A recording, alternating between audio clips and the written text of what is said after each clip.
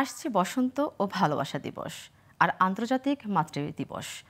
এই মধ্যে সাভারে গোলাপ গ্রামে চারপাশে ফুটেছে রং বেরঙের গোলাপ।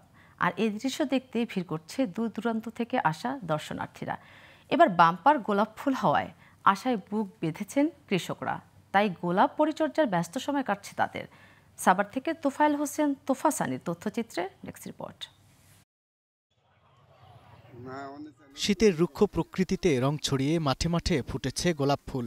এ দৃশ্য সাভারের বিরুলিয়া, শ্যামপুর, সাদুল্লাপুর, মোস্তাপাড়া, বাগনিবাড়ি, বাটুলিয়া ও কমলাপুর গ্রামের। আর এর সৌন্দর্য দেখতে প্রতিদিন ভিড় জমাচ্ছেন প্রকৃতি প্রেমীরা।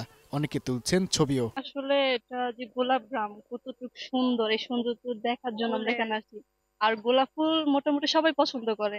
এই বছরই দেখলাম যে উন্নত জাতের ফুল আর কি, খুবই ভালো লাগছে ফুলগুলো দেখে। এখানে আজকে ফার্স্ট টাইম আমার ওয়াইফ কিনে এসেছি, তো অনেক নাম শুনছি গোলাপ গ্রাম, বাট দেখে খুব ভালো লাগতেছে। প্রচুর গোলাপের সমারোহ।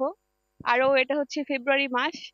আমি আসলে এখানে এসে আসতে পেরে যা দেখলাম, একদম চোখ জুড়িয়ে যাওয়ার মতোই অবস্থা। গোলাপগ্রাম নামে পরিচিত এসব গ্রামের কৃষকদের একমাত্র উপার্জন এই গোলাপ চাষ।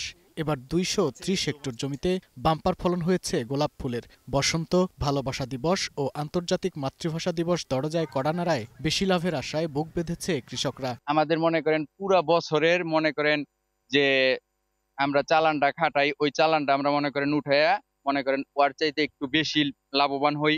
দর্শনার্থীদের আনাগোনাটা একটু ভালো বেশি, হ্যাঁ, এটা একটা জিনিস আমাদের প্লাস পয়েন্ট। ভালোবাসা দিবস উপলক্ষে কিংবা আজকে প্রপোজ ডে, গতকালকে গেল রোজ ডে, তো এটা আমার নিত্যদিনের ব্যবসা। আমি এখান থেকে ফুল নিয়ে ঢাকায় চলে যাই। কৃষি সম্প্রসারণ অধিদপ্তর জানালো, এবার আবহাওয়া অনুকূলে থাকায় ও কোনো ভাইরাস আক্রমণ না করায় ফুল ফুটেছে বেশি। প্রাকৃতিক ভাবে যে থ্রেটস গুলো থাকে, যেমন রোগ, পোকা, এটার আক্রমণ অত্যন্ত কম হওয়ার কারণে এবার গোলাপ চাষীদের প্রোডাকশনটা অনেক ভালো হয়েছে। যদিও মার্কেটে বিগত সময় বা বর্তমান সময়ে এদের যেই দামটা একটু কম হলেও সামনে আমাদের পহেলা ফাল্গুন, ভালোবাসা দিবস এবং আন্তর্জাতিক মাতৃভাষা দিবস উপলক্ষে কৃষকরা আশাবাদী যে তারা এই সময়টাতে একটা ভালো দাম পাবে।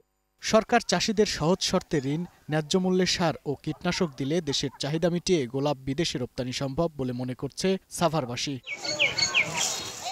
Global Television news desk.